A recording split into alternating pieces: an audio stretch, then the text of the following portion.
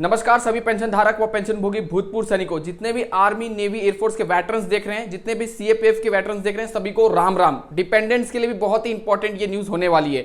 सबसे पहले आपको बताएंगे इंडियन एक्स सर्विस मूवमेंट के चेयरमैन मेजर जनरल सतवीर साहब ने एक बहुत ही अच्छा इनिशिएटिव लिया है और आपको बता दें ये पेंशन धारक व पेंशन भोगियों के हित के लिए है, उनके स्पाउस से रिलेटेड है।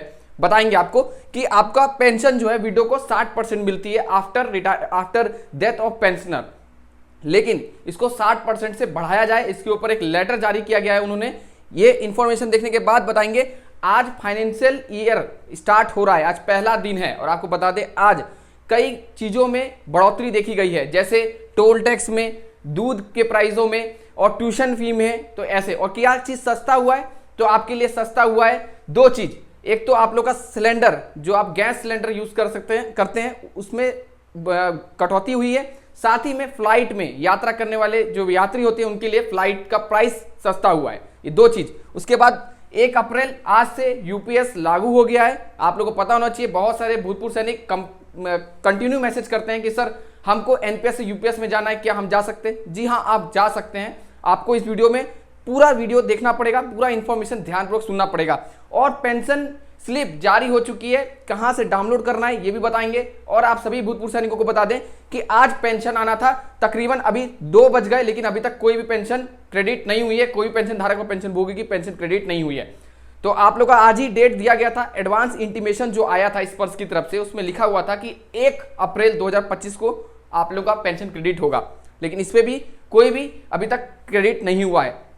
तो यही जानकारी लेके आया हूं। सबसे इंपॉर्टेंट जानकारी है, इंडियन एक्स सर्विस मूवमेंट के जो चेयरमैन है मेजर जनरल सतवीर साहब जी ने बहुत ही अच्छा एक इनिशिएटिव लिया है। मैं आपको बिल्कुल साइड में दिखा रहा हूं और आपको पढ़ के भी सुना रहा हूं, जिसमें आपको मैं सबसे पहले बता दूं कि जब हमारे एक भूतपूर्व सैनिक है, कोई भी मान लीजिए उनका अगर 50,000 सैलरी है और आफ्टर डेथ 60% मिलेगा, मतलब अब कितना हो जाएगा, ये 30,000 मिलेगा।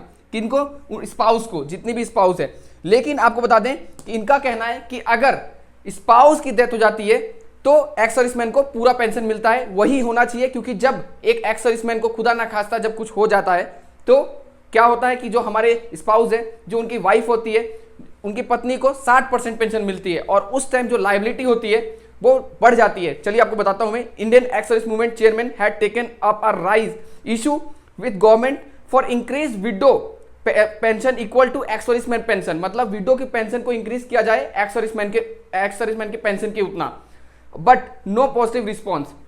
Service headquarter had also taken up the issue with government, but was not agreed to. Government requested to consider. Government को consider किया गया है कि आप देखिए इस पर। तो यहाँ पे एक लेटर भी है जो आप साइड में देख पा रहे होंगे। Need for window pension equal x serviceman pension, मतलब भूतपूर्व सैनिकों की जो पेंशन होती है उसी के इक्वल किया जाए। हमारे जितने भी स्पाउस देख रहे हैं, जितने भी अभी देख रहे हैं, जितने भी वाइफ देख रही है एक्स सर्विसमैन की, उनकी उतनी की जाए। क्योंकि आपको बता दें कि महंगाई भी बढ़ रही है। साथ ही में आपको बता दें कि आफ्टर रिटायरमेंट बहुत सारा प्रॉब्लम भी उनको फेस करना पड़ता है, बहुत सारे डिस्क्रिमिनेशन। ये एक तरह से डिस्क्रिमिनेशन उन्होंने बताया कि भेदभाव है कि अगर स्पाउस की डेथ हो जाती है, मतलब किसी एक्स सर्विसमैन की पत्नी की डेथ हो जाती है तो उनका पेंशन पूरा आता है एक्स सर्विसमैन का। तो वैसे ही जब एक्स सर्विसमैन जब डेथ हो जाती है तो स्पाउस को भी 100% पेंशन मिलनी चाहिए। जिसमें आपको बता दें जैसे कि आप लोग का मेंटेनेंस, इलेक्ट्रिसिटी, एजुकेशन और भी बहुत सारे ऐसे खर्चे होते हैं जो सही से नहीं हो पाते और जितनी भी ऐसे वीर नारी हैं या विडो हैं उनको दिक्कत का सामना करना पड़ता है। तो इसके ऊपर लेटर जारी हुआ है। ये पहली इंफॉर्मेशन मैंने बताई। आज है 1 अप्रैल और आपको बता दें 1 अप्रैल आज के दिन बहुत सारी चीज़ों में बढ़ोतरी और कटौती देखी गई है। जैसे टोल टैक्स में इजाफा हुआ है, मतलब टोल टैक्स बढ़ गया है। तो ये चीज पहली मैंने बताया आपको। दूध के दामों में भी बढ़ोतरी हुई है, साथ में ट्यूशन फी में बढ़ोतरी हुई है। और आपको अगर बताया जाए कि आपको क्या सस्ता हुआ, तो हवाई जहाज सस्ती हुई है। और आप लोग का एक चीज और सस्ती हुई है, एलपीजी के दाम, मतलब कि एलपीजी सिलेंडर जो है उसके प्राइस भी आपको 2-3 दिन में देखने को मिलेंगे, कुछ सस्ते होंगे। तो ये 2 जानकारी मैंने आपको दी। आज 1 अप्रैल 2025 है और यूनिफाइड पेंशन स्कीम, बहुत लोगों को पता होना चाहिए कि जो एनपीएस ले रहे हैं वो अब यूपीएस भी ले सकते हैं। क्या प्रावधान है दोनों में, क्या अंतर है, मैं थोड़ा सा इसके ऊपर चर्चा करता हूं। बाकी मैंने एक डेडिकेटेड वीडियो बनाया है, आप उसको भी देख सकते हैं। देखिए यूनिफाइड पेंशन स्कीम, इसमें क्या है, जो चीज एनपीएस में है, बेसिक जो आपका बेसिक प्लस डीए का 10% कटता है, सेम एनपीएस में भी कटता है, यूपीएस में भी कटता है। लेकिन बस आपको एनपीएस में क्या है कि जो सरकार का इसमें योगदान होगा, जो आपका कटेगा, सरकार का इसमें योगदान होगा 18.5 18% की योगदान सरकार भी देगी, मतलब आपको अच्छा खासा अमाउंट मिलेगा।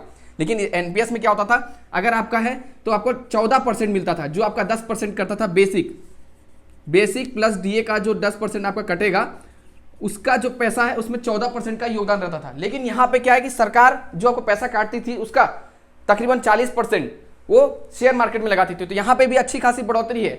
अब आपके ऊपर डिपेंड करता है कि आप एनपीएस में रहते हैं या यूपीएस में रहते हैं। आज से यूपीएस लागू हो चुका है, यूनिफाइड पेंशन स्कीम।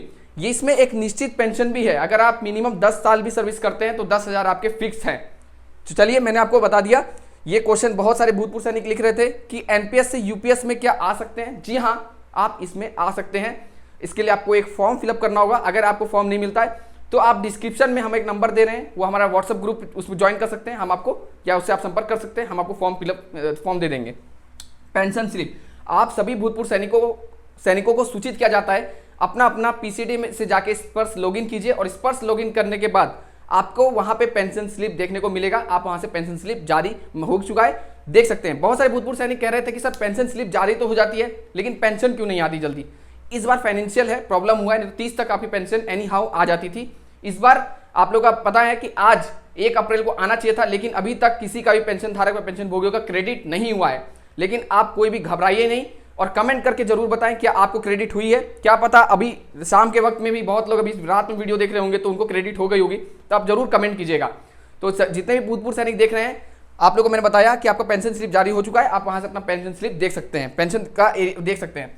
स्पर्श ने जारी किया है, देखिए, annual statement of income. Annual statement of income मतलब आप लोग का जारी हो चुका है, फॉर्म 16। वहां से आप देख सकते हैं कि क्या आपका भी डिडक्शन हुआ है क्या टैक्स। तो वहां से आप ईयर डाल के 2024 ईयर डालिएगा तो वहां से आपको दिख जाएगा कि आपका भी टैक्स में अंदर तो आप नहीं आ गए। अगर आपका भी 12 लाख से ज्यादा होगा तो आपको भी टैक्स कटेगा। पेंशन आज क्रेडिट होगी, लेकिन अभी तक नहीं हुई है, मैंने आपको बता दी जानकारी। ओआरओपी 1, 2, 3 का एक हमारे भूतपूर्व सैनिक है, उनको एरियर भी आया है। जी हाँ, अगर आप भी अपने एरियर से वंचित हैं तो ग्रीवेंस डाल सकते हैं। आप स्पर्श पोर्टल जब खोलते हैं तो लेफ्ट साइड में आपको दिखेगा एक सेक्शन जहां पे ग्रीवेंस लिखा होगा, वहां जाके आप आराम से अपना ग्रीवेंस डाल सकते हैं। तो यही थी आज की जानकारी। जितने भी भूतपूर्व सैनिक हमारे साथ जुड़ चुके हैं, आप लोगों को बता दें कि हमारे चैनल पे जितने भी प्रिविलेज और वेलफेयर की न्यूज होती है, भूतपूर्व सैनिकों के हित की न्यूज होती है, जितनी भी जॉब से रिलेटेड होती है, चाहे डीजीआर की जॉब हो या जितनी भी सेंट्रल की जॉब हो, या फिर भूतपूर्व सैनिकों का बहुत सारा कोटा निकल के आता है एसएससी में, रेलवे में, वो सब जानकारी हम यहाँ पे प्रस्तुत करते हैं। आई होप इस वीडियो के माध्यम से आपको सारी जानकारी मिल गई होगी जो आज की थी। चलिए नेक्स्ट वीडियो मिलते हैं, जब तक चैनल को सब्सक्राइब करके रखें। जय हिंद, जय भारत, वंदे मातरम।